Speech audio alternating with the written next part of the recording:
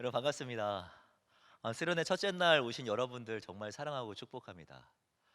아, 너무 감격스럽습니다. 네, 아까 빠른 찬양 첫 곡에 주님의 임재 앞에서, 근데 나도 모르게 앞에서가 튀어나와서 수련회 때만 되면은 단골로 했던 찬양인데 그 찬양을 하면서 너무나 감격스럽더라고요. 나가서 했으면 너무 좋겠지만 하나님이 이곳을 베스트라고 생각해서 허락하셨다고 믿습니다. 이곳에서 진행되는 수련회를 통하여서도 여러분 많은 은혜 누리시기를 바랍니다. 예. 여러분 아마존강이라는 것 아시죠? 아마존강. 지구의 허파라고도 불리는데요. 이건 남아메리카 이 안데스 산맥으로부터 시작해서 이 대서양까지 이어지는 엄청 길고도 큰 강입니다.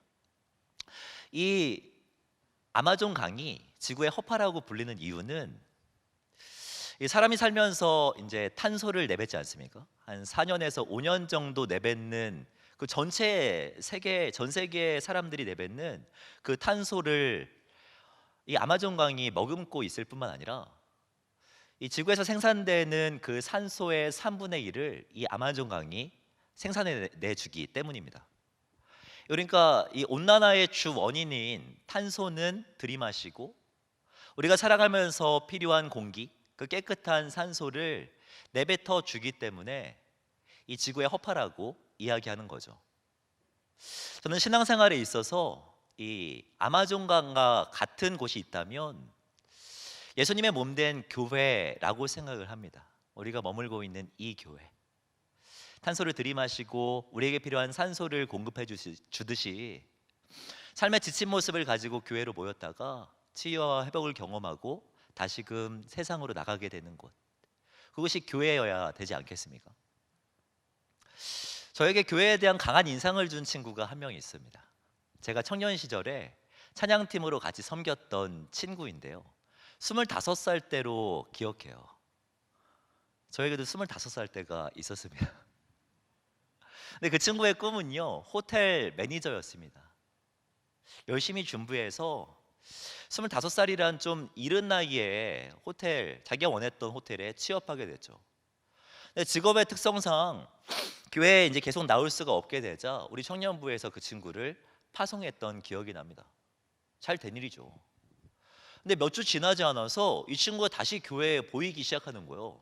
저는 되게 의아해서 이 친구에게 물어봤습니다. 어떤 일이냐고, 무슨 일이 있냐고, 어떻게 다시 오게 됐냐고 물어봤더니 이 친구가 했던 말이 너무나 인상적이었어요. 아주 짧고 굵게 교회 안 나오니까 너무 힘들어 라고 말을 하는 거예요. 한 3개월 정도 교회를 빠졌더니 너무 힘들어서 안 되겠어 라는 말과 함께 그 원했던 직장을 내려놓고 교회에 다시금 온 거예요. 여러분 동의가 됩니까 이게? 저는 이 친구의 이 행동을 보면서 정말 큰 임팩트를 받았습니다. 인상적이었어요. 그 친구가 얼마나 열심히 그 직장을 위하여서 준비했고 노력했는지 저는 알기 때문입니다. 저는 그때 느꼈습니다. 교회란 성도에게 있어서 어떤 옵션이 아니라 정말 반드시 필요한 거구나 라는 것을 말입니다. 여러분들은 교회를 무엇이라고 생각합니까? 교회를 정말 이렇게 사랑하십니까? 코로나19로 많은 것들이 변하게 된 이 시점에서 이 교회가 무엇인지 다시금 돌아보고 또 교회가 우리에게 주는 유익이 무엇인지 다시금 돌아보는 것은요, 큰 의미 있는 일이라고 생각합니다. 수련회가 시작되었습니다. 수련회 주제가 뭐죠? 교회로? 우리가 무향홍으로 그렇게 정했는데 아무도 무향홍으로 안 쓰더라고.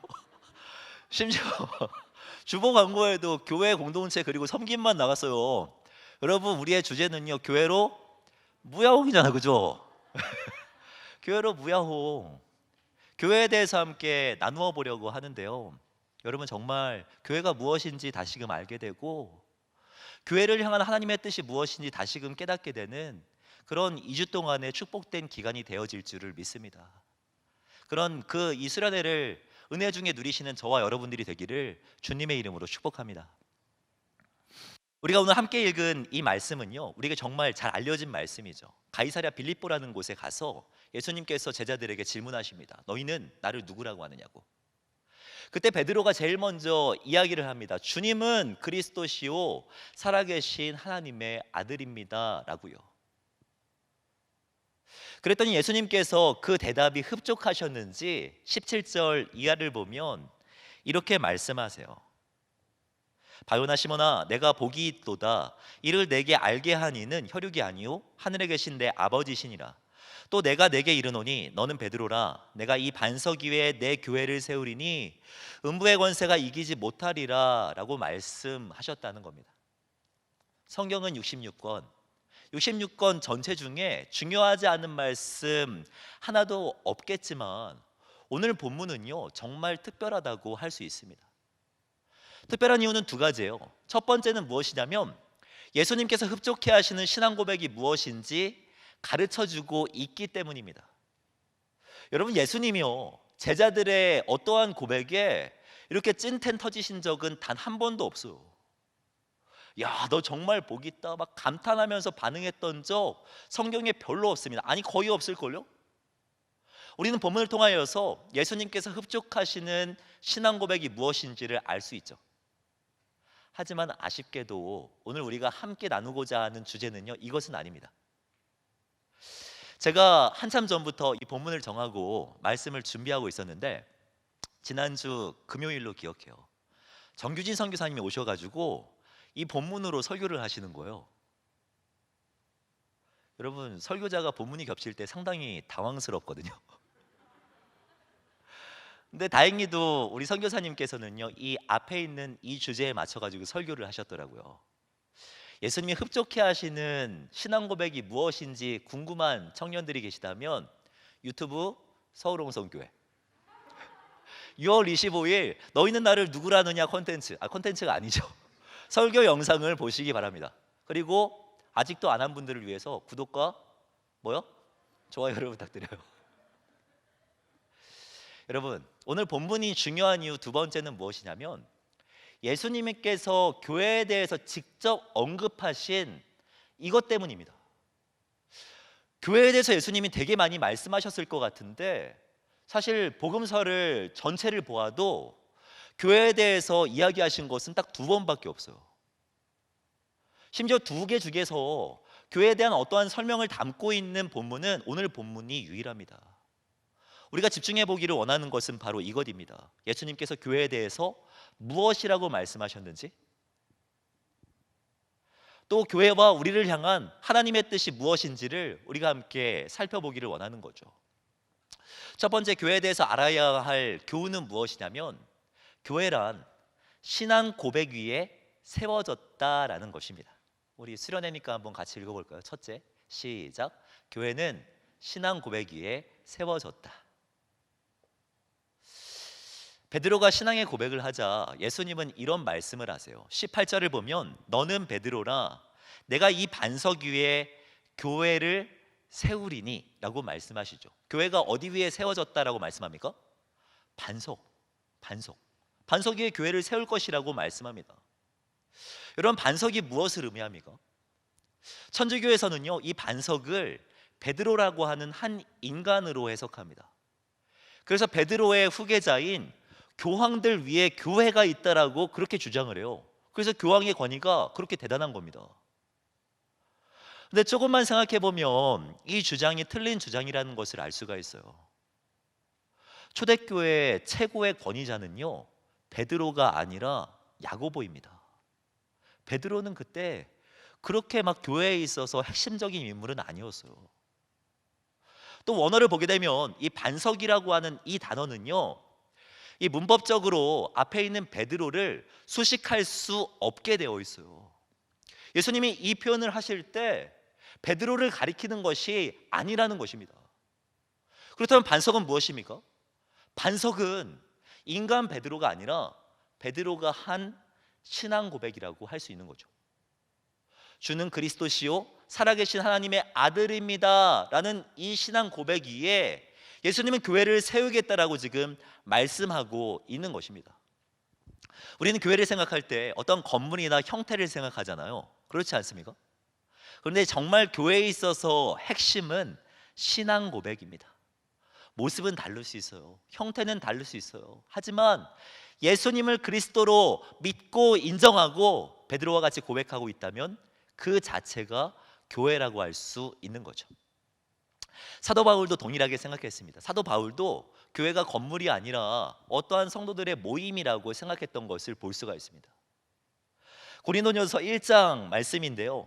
고린도전서 1장 2절 말씀을 보면은 바울은 이런 말씀을 합니다. 고린도에 있는 하나님의 교회 곧 그리스도 예수 안에서 거룩하여지고 성도라 부르심을 받은 자들과 또 각처에서 우리 주 곧 그들과 우리의 주 되신 예수 그리스도의 이름을 부르는 모든 자들에게 라고 말씀하고 있죠. 고린도에 있는 교회들에게 편지하면서 내가 편지하고 있는 이 교회가 무엇을 의미하는지를 이어서 지금 설명하고 있는 말씀이 이 2절 말씀입니다. 교회에 대해서 바울은 뭐라고 말을 해요? 성도라 부르심을 받은 자들 자체가 교회라는 거예요. 또 두 번째는 예수 그리스도의 이름을 부르는 모든 자들, 그 사람들이 교회라고 말하고 있습니다. 하나님의 교회라고요. 건물이 아니라 그 사람들, 예수 그리스도의 이름을 찬양하고 부르는 그 성도들의 모임이 교회라는 거죠.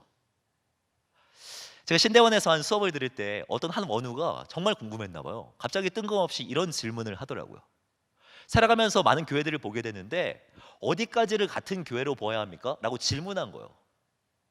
교수님은 역시 대단한 것 같습니다. 전혀 당황하지 않고 바로 이렇게 말씀하셨어요. 교회란 같은 신앙 고백을 가진 모임입니다 라고요. 이런 건 좀 써주셔도 좋을 것 같은데. 노트 드렸죠? 그죠? 최소한 한 줄은 써가야 되지 않겠습니까? 교회란 같은 신앙 고백을 가진 사람들의 모임이다. 저는 이 말에 동의합니다. 우리는 살아가면서 많은 교회들을 봅니다. 하지만 교회라고 이름했다고 해서 다 같은 교회가 아니에요. 여러분, 이단들도 교회라는 이름을 사용하는 것 아십니까? 하나님의 교회라고 말을 하고요. 신천지라고 하는 이단도 자기가 신천지라는 신분은 숨긴 채 어떠한 이름의 교회라고 부르는 것을 볼 수가 있어요. 하지만 이 교회들은요, 우리와 같은 교회가 아닙니다. 왜? 다른 신앙 고백을 가지고 있잖아요.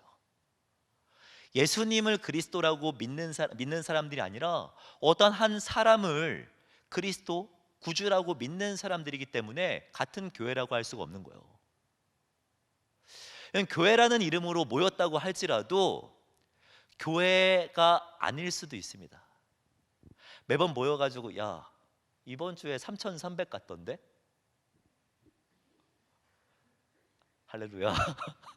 이렇게 말했을 때 모두가 다 알면 어떨까 하는 걱정이 들었거든요. 코스피 말하는 겁니다. 예. 얼마 3,300 갔던데? 너 지난번에 만났던 그 친구랑은 어떻게 잘 되고 있니? 아니면은 너 어제 진행됐던 유로 2020 봤어? 라는 이야기들만 진행되면 이런 이야기가 나쁘다는 게 아니에요. 1년 내내 예수님은 빼놓고 이런 이야기들만 하는 공동체라면 교회 안에 모였다고 할지라도 교회라고 할 수 없는 거죠. 반면에 모습은 어설플지 모르나, 모습은 어색하고 어떠한 형태를 갖추고 있지 않을지 모르나 예수님을 사랑한다는 고백이 있고 같은 마음과 같은 생각으로 주님의 뜻이 무엇인지 고민하며 노력할 때 그 자체가 교회라고 할 수 있는 것입니다. 그런 의미에서 우리 청년부 공동체 안에 참 건강한 교회가 많다라는 생각이 들어요. 우리의 사랑방 모임들 말하는 거겠죠. 제가 이 모임하는 걸 보고 있으면은 참 다양하다라는 생각이 듭니다. 어떤 사랑방은 되게 재밌어요. 뭐가 그렇게 재밌나 궁금하기도 합니다. 어떤 사랑방은요 되게 진지합니다. 막 거리를 두고서 대화를 하는데도 불구하고 거의 한 시간씩 대화하는 사랑방도 있어요. 어떤 사랑방은 되게 끈끈하기도 합니다. 지난주에 제가 소수만 모여 있길래 껴가지고 좀 대화를 나눠보려고 했거든요. 근데 눈치들이 목사님 언제 가세요라는 자기들끼리 되게 끈끈해요. 그런 느낌이 드는 사랑방도 있습니다. 다 좋습니다. 성격 모양 달라도 돼요. 하지만 중요한 게 있다면 신앙 고백은 같아야죠. 예수님이 그리스도라고 하는 이 신앙 고백은 흔들리지 않고 붙들고 있어야 되는 것 아닙니까? 오늘 예배를 마치고 우리 교회, 우리 청년부라는 프로그램이 진행될 예정입니다. 내가 소망하는 교회는 무엇이고 내가 원하는 공동체는 어떠한 모습인지를 그려보는 시간이에요. 여러분, 마음껏 그리십시오. 얽매이지 마시고 여러분 도전하세요. 엉망으로 그려도 돼요. 여러분, 과격하게 교회가 과격하면 안 되지. 그죠? 어떠한 모습으로 그려도 상관없습니다. 그리스도를 향한 신앙 고백만 흔들리지 않으면 되는 거예요. 이 고백만 있으면 된다라는 거죠. 교회에 대해서 우리가 알아야 할 두 번째 교훈이 있다면 교회는 하나님께서 세우셨다라는 것입니다. 믿음과 교회의 공통점이 있다면 그 시작은요, 내가 아니라 하나님이라는 거예요. 믿음은 은혜의 선물입니다. 베드로가 주는 그리스도시요 살아계신 하나님의 아들이십니다 라고 고백을 하자 예수님은 이어서 17절에 이렇게 말씀하십니다. 17절 말씀을 이르시되 바요나 시모나 내가 복이 있도다. 이를 내게 알게 한 이는 혈육이 아니요 하늘에 계신 내 아버지시니라. 이 신앙의 고백을 허락한 분이 하나님 아버지라는 것이겠죠. 교회도 동일합니다. 이어지는 18절 말씀을 보면 너는 베드로나 내가 이 반석 위에 내 교회를 세우리니 라고 말씀하죠. 여러분, 반복되는 표현이 있는데 발견하셨습니까? 무엇입니까? 반복되는 표현? 나라고 하는 표현이죠. 나라고 하는 표현. 내가 이 반석 위에 내 교회를 세우리니 라고 말씀합니다. 여러분, 교회는 사람이 세운 게 아닙니다. 하나님께서 세운 것입니다. 여러분, 이것을 기억하시기를 바라요. 한국교회가 세워지게 된 역사를 보면 교회는 하나님의 은혜로 말미암은 것이라는 것을 인정할 수밖에 없어요. 1866년으로 기억하는데요, 제너럴 셔먼호를 타고 토마스 선교사님이 한국에 들어오게 되죠. 한국에 성경책을 들고 들어오게 되는데 흥선대원군의 무슨 정책이죠? 흥선대원군의 이래는 알아야 되는 거 아니야? 흥선대원군의 무슨 정책? 세국정책. 세국정책에 막혀가지고요 입국하지 못하게 되는 상황이 됩니다. 왜 세국정책 이제야 알았다는 듯이 막혀서 들어오지 못하게 되자 토마스 선교사는요 그 부두에서 성경책 가지고 온 것을 건네면서 예수님에 대해서 이야기합니다. 근데 결국 박충건이라고 하는 병사에 막혀서 그 자리에서 순교하시게 돼요. 그런데 여러분, 역사는 그때부터 시작됩니다. 박충건이 집에 가서 시간을 보내는데 이 외국인이 누구인데 나한테 뭔가를 전하면서 이 책을 건네주지? 약간 의문이 들게 돼요. 그래서 그 현장에 다시금 가서 그 책을 가져오게 됩니다. 그리고 그 책을 읽다가 회심하게 돼요.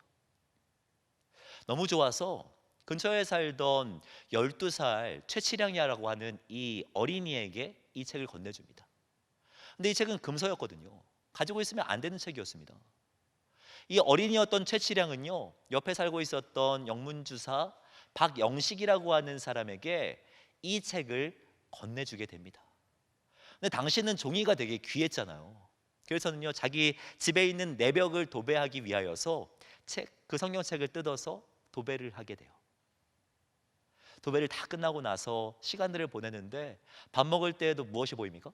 성경 말씀이 보이고 잠자려고 누워도 성경 말씀이 보여요. 그 말씀을 보다가 이 박영식이라고 하는 사람은요 회심하게 됩니다. 그리고 이 도배된 이 집은요 1907년 평양 대부흥이 일어났던 장대현 교회의 전신인 널다리골 교회가 되게 됩니다. 여러분, 한국 교회는요 사람의 어떠한 노력으로 세워진 게 전혀 아닙니다. 하나님의 은혜로 말미암아 세워진 거예요. 우리 민족, 우리 한 사람 한 사람을 정말 사랑하셔서 선물로 허락하신 것이 이 교회라는 말입니다. 여러분, 우리를 향한 하나님의 좋은 소식에 교회가 포함되었다는 이 사실을 기억하시기를 바랍니다. 제가 어린이 사역을 되게 오래 했거든요. 사실 저는요 어린이 사역만 계속할 줄 알았습니다. 그래서 복음 제시 방법에 대해서 어린이들에게 잘 전하기 위하여서 여러 가지 훈련들을 받았어요. 어린이 전도 폭발 클래식, 어린이 전도협회 훈련도 받았고, 어린이 전문 사역이라고 할 수 있는 파이디온에 가서 어린이들을 대상으로 하는 복음 제시, 이것도 배웠어요. 제가 이런 사람입니다. 제가 그 중에서 하나를 좀 가져왔는데, 이 복음 제시 방법의 고전이라고 할 수 있죠. 여러분 이거 아십니까? 이거 우리 부장 선생님 어렸을 때도 이걸로 하지 않았을까요? 얼마 차이는 안 나지만 여러분 이 글 없는 이 책으로 복음을 제시하는데 색깔별로 기억할 수 있도록 하며 복음을 제시하는 거예요. 노란색, 하나님의 나라가 있다는 것입니다. 검은색, 하지만 죄로 말미암아 갈 수 없다는 거죠. 하늘색, 하늘에 계신 하나님께서 우리를 사랑하셔서 예수님을 보내주셨다는 것입니다. 예수님께서 이 땅에 오셔서 십자가 위에서 피 흘리면서 우리를 구원하여 주셨죠. 우리는 그분을 믿기만 하면 우리의 죄가 씻기게 되고 다시금 새로운 삶을 살아갈 수 있다는 것이 우리는 복음이라고 알고 있죠. 우리를 향한 좋은 소식이라고 알고 있지 않습니까? 하지만 글 없는 책은요 이것으로 끝나지 않아요. 다음 초록색 무엇입니까? 교회. 교회 안에서 성장하고 예수님을 닮아갈 수 있습니다. 여기까지가 좋은 소식이라는 거예요. 예수 믿고 구원받았습니다 라고 해서 끝나는 것이 아니라 교회 안에서 성장할 수 있어요, 교회 안에서 예수님을 닮아갈 수 있어요까지 여러분을 향한 좋은 소식에 포함되어 있다라는 거예요. 여러분 성경을 보면 하나님은 한 사람의 영혼을 구원하시면서 어떠한 교회까지도 염두에 두는 것을 볼 수가 있습니다. 사도행전 26장을 보면 사도 바울은 아그리파 왕에서 자신을 변호하는 내용이 이제 기록되어 있거든요. 사도 바울이 말입니다. 근데 그 말씀을 보면은 담에서 예수님을 만나게 된 그 사건에 대해서 이야기하면서 예수님이 자신을 만나 주신 이유를 두 가지 제시합니다. 26장 말씀을 보면은 이렇게 고백을 하고 있습니다. 우리 함께 읽겠습니다. 26장 18절 말씀 시작.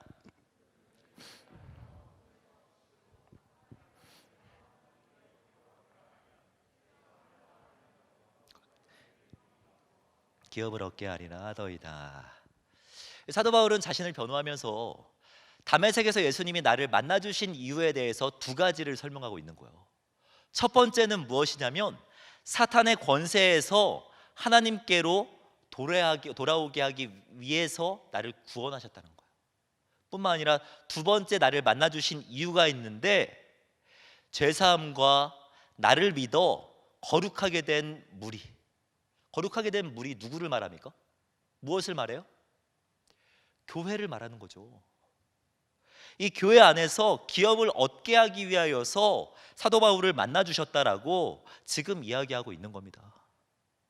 예수님은 바울을 만나 주시면서 교회까지도 염두에 두고 계셨다라는 의미인 거예요. 사랑하는 청년 여러분, 여러분들을 만나서 신방하다 보면은요 교회에 대해서 상처받은 사람 정말 많다는 것을 느끼게 됩니다. 교회에 대해서 참 많은 기대를 했는데 교회에 실망한 사람도 있고 교회 안에 있는 수많은 사람들 때문에 상처받은 사람도 있다라고 고백을 해요. 상처받아서 코로나도 있는데 코로나 거리두기와 함께 교회와 거리두기를 실천해야겠다 라고 하는 사람들도 있어요. 여러분 교회에는요 문제가 있기 마련입니다. 사도 바울도 교회 안에는 티나 주름 잡힌 것이 있다라고 말을 했고 성 어거스틴은요 교회를 향하여서 절름발이 교회라고 표현하기까지 했어요. 문제 많고 죄 많은 저와 여러분들이 있는데 교회에 문제가 있는 것은 당연하겠죠. 신방하다 보면 듣고 너무나 마음이 아파서 내가 잘못한 것도 아닌데 내가 정말 용서를 구하고 싶을 때도 있어요. 여러분의 상처는 인정하지만 여러분 교회는 그래도 떠나는 것이 아닙니다. 교회는 우리를 사랑하시는 하나님께서 세워주신 것이기 때문이에요. 우리를 잘 아시는 하나님, 아니 우리에 대해서 모르는 것이 없으신 하나님께서 우리에게 필요하기 때문에 허락하신 것이 교회잖아요. 그렇기 때문에 어떠한 이유라고 할지라도 교회를 포기해서는 안 되는 것입니다. 이런 교회에 하나님의 뜻이 있어요. 교회를 붙들고 포기하지 않을 때 이 교회를 향한 하나님의 뜻을 발견하게 되는 것이죠. 여러분, 교회는 은혜의 산물이자 가장 최고의 선물입니다. 이것을 기억하는 저와 여러분들이 되기를 주님의 이름으로 축복합니다. 교회에 대해서 알아야 할 마지막 교훈은요, 교회는 절대로 무너지지 않는다라는 것입니다. 본문 18절의 뒷부분을 보면 예수님은 이렇게 말씀하십니다. 내 교회를 세우리니 음부의 권세가 이기지 못하리라. 음부의 권세란 교회를 미혹하는 세력을 말합니다. 히브리서 2장을 보면 죽음을 통하여 죽음의 세력을 잡는 자 누구라고 말합니까? 마귀라고 말을 하죠. 음부의 세력이란 교회를 방해하는 사탄을 말해요. 이 마귀의 목적이 있다면 예수 그리스도께서 하시는 일과 예수 그리스도의 몸된 교회를 방해하는 일이죠. 그게 사탄의 목적입니다. 오늘 본문의 뒷문맥을 보시면 예수님께서 하실 일들에 대해서 이야기하시는 장면이 나오는데요, 예수님이 이 십자가의 죽으심과 부활에 대해서 이야기하자 갑자기 신앙 고백을 했던 베드로가 딱 등장해서 예수님의 말을 막습니다. 그렇게 하실 수 없다라고요. 예수님을 방해한 거죠. 그러자 예수님이 뭐라고 말씀하시냐면 23절 말씀에 사탄아 내 뒤로 물러가라 너는 나를 넘어지게 하는 자로다 라고 말씀. 이 사탄이란 예수님을 넘어지게 하는 존재이며 예수님의 몸된 교회를 미혹하는 자입니다. 이 교회사를 보면 교회는 늘 핍박과 유혹이 함께했던 것을 볼 수가 있어요. 이 스데반 순교했습니다. 초대교회 성도들 핍박에 못 이겨 막 그런 지하 동굴 같은 데 들어가서 카타콤에서 예배해야만 했습니다. 313년에 콘스탄틴 대제에 의하여서 기독교가 공인화되게 되면서 물리적인 핍박은 줄어들게 되지만 여전히 사탄은 교회와 교회가 부딪히게 하고 싸우고 다투게 만들었습니다. 그런데 놀라운 것은 2000년 동안 이 사탄의 핍박과 유혹은 계속 있었지만 그럼에도 불구하고 교회는 유지되어 왔다라는 거예요. 2000년 동안 말입니다. 지난주에 교사 중에서 40년 동안 한 부서에서 근속교사 하신 분 시상식이 있었습니다. 한 부서에서 40년 동안 교사로 섬기신 거예요. 여러분 도전이 되지 않습니까? 40년 동안 한 부서 도전해 보시기를 바랍니다. 시상식이 끝나고 나서 우리 교역자들끼리 이제 대화를 나누면서 어떤 한 목사님이 그런 이야기를 하더라고요. 어떻게 40년? 40년 동안 한 부서에서 그 정도면 진짜 인정해줘야 되는 거 아니에요? 고등부 목사님 성대모사 한 거예요. 저도 그 말을 듣고 나서 동의가 됐습니다. 40년 됐으면 인정해줘야지. 여러분 40년 되면 인정해줘야 되지 않습니까? 근데 교회는 2000년이래요. 2000년. 여러분 이 세상에 2000년 동안 유지되어 왔던 세력과 왕조가 있습니까? 없죠. 없습니다. 그러나 교회는 예수님께서 말씀하시고 2000년이나 음부의 권세를 이겨왔다라는 것입니다. 여러분 음부의 권세는요 교회를 절대로 허물 수 없습니다. 제가 이것을 정말 피부로 와닿게 느꼈던 적이 있습니다. 한 3년 전이었던 것으로 기억하는데요, 여기 계신 20대 초반 청년들과 함께 유럽의 비전트리 갔을 때요, 여러분들 고등학교 때 말입니다. 체코와 독일, 스위스의 비전트립 갔을 때인데 체코에 가서 이 얀 후스라고 하는 사람을 같이 공부하고 그렇게 알아봤을 때입니다. 얀 후스는요 이 체코의 종교개혁자입니다. 다음 주에 체코의 선교사님이 오실 수 있어요. 오셔서 질문하면 꼭 얀 후스라고 대답하십시오. 얀 후스는요 당시 교황의 그런 부조리에 대적하고 교회의 잘못된 것, 그런 것들을 개혁하기 위하여서 힘썼던 사람입니다. 종교 개혁자예요. 성경의 권위를 인정하면서 성경대로 이렇게 해야 되는 거 아닙니까? 라고 주장했던 사람입니다. 하지만 교황의 권위에 대적했다라는 이유로 말미암아 화형을 당할 위기에 처하게 되죠. 지금까지 주장했던 거 다 번복하면 살려준다라고 그렇게 제안을 받습니다. 하지만 야누스는 그거에 동의하지 않아요. 우리 마지막 이 말과 함께 그냥 화형에 당하게 됩니다. 그 말이 이겁니다. 야누스는요, 너희는 지금 거위 한 마리를 불태워 죽인다. 그러나 100년 후에는 태울 수도 없고 삶을 수도 없는 백조가 나타날 것이다. 후스는 이 말을 하고 화형을 당하게 됩니다. 개혁은 물거품이 되어 사라지는 것처럼 보였습니다. 누군가는요, 개혁교회는 끝이라고, 개혁되는 교회는 이제는 나타날 수 없다라고 그렇게 생각하는 사람도 있었을 것입니다. 그런데 100년 후에 누가 등장합니까? 누가 등장해요? 1517년 비텐베르크에 95개조 반박문을 걸면서 마틴 루터라고 하는 백조가 등장하잖아요. 그러면서 이 마틴 루터를 통하여서 이 교회가 개혁되고 개신교 교회가 시작되는 것 아니었습니까? 저는 음부의 권세가 절대 교회를 무너뜨릴 수 없다라고 믿습니다. 어떠한 방법으로도 말입니다. 코로나19 앞에 많은 사람들은 교회를 걱정합니다. 교회가 위기인 거 아니냐고 말이죠.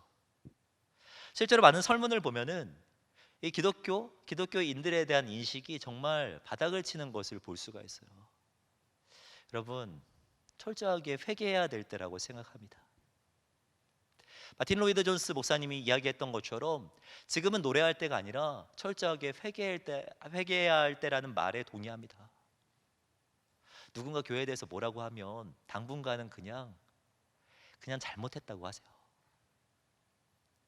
변호하려고 하지 마시고 잘못한 거 맞으니 잘못했다고 해야 합니다. 하지만 그렇다고 교회가 위기냐?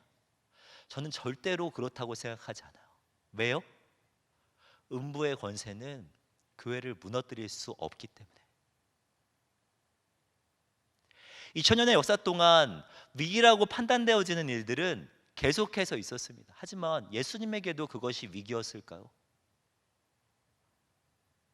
교회를 세우리니 음부의 권세가 이기지 못할 것이다 라고 말씀하셨던 예수님의 입장에선 단 한 번도 위기처럼 느껴진 일은 없었을 것입니다. 여러분, 교회는 절대로 무너지지 않아요. 말씀을 정리하고 싶습니다. 사실 수련회를 준비하면서 저에게는 여러 가지 고민이 되었습니다. 이 시대를 살아가는 청년들에게 이 교회라고 하는 주제가 얼마나 와닿는 주제일까라는 그 의문 때문에 말입니다. 그렇게 고민하는데 여러분, 교회에 대한 개념을 바꾸면요 정말 큰 은혜가 되더라고요. 교회가 그냥 이 서울홍성이라는 이름으로 세워진 건물이 아니라 교회가 나 자신이라면 완전히 입장이 달라지더라고요. 교회가 신앙 고백이 있는 나 자신이 교회고, 교회가 숨가쁜 현실을 살아가지만 그럼에도 불구하고 주님의 뜻이 무엇인지 고민하며 노력하는 사랑방의 교회라면 이 말씀이 완전히 다르게 느껴지더라고요. 왜요? 하나님의 교회를 세우셨잖아요. 교회를 위하여서 피 흘리셨고 교회를 위하여서 십자가에 달려 돌아가셨잖아요. 교회를 절대로 무너지지 않도록 내가 붙들겠다라고 예수님께서 말씀하셨잖아요. 이 건물이 아니라 여러분을 말입니다. 우리 사랑방을 말입니다.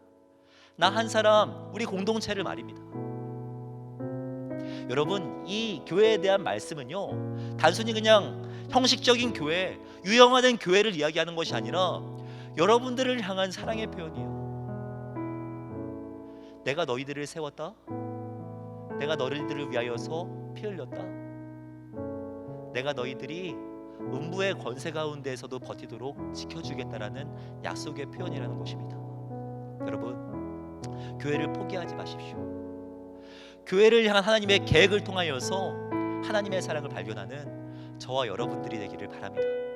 그리고 이 교회를 끝까지 붙들므로 말미암아 교회 안에서 하나님의 뜻을 발견하는 저와 여러분들이 되기를 주님의 이름으로 축복합니다. 이 시간 함께 기도했으면 좋겠습니다. 기도할 때 우리가 교회임을 기억하면서 이 시간 기도했으면 좋겠습니다. 여러분들은 정말 그리스도를 사랑합니까? 예수님이 그리스도라고 믿고 있습니까?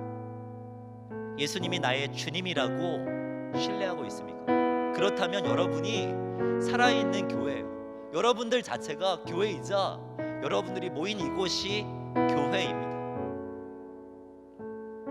주님 허락하신 이 믿음을 지키며 세상 속의 교회로 살아가게 하여 주시옵소서. 교회가 세상의 소망임을 나의 입술과 삶과 나의 진정성으로 드러내는 삶을 살아가게 하여 주시옵소서. 우리가 교회임을 기억하며 주님 앞에 온전히 드려지는 삶을 살아가게 하여 주시옵소서. 이 마음 주님 앞에 올려드리면서 함께 기도하며 나아가도록 하겠습니다. 기도하겠습니다.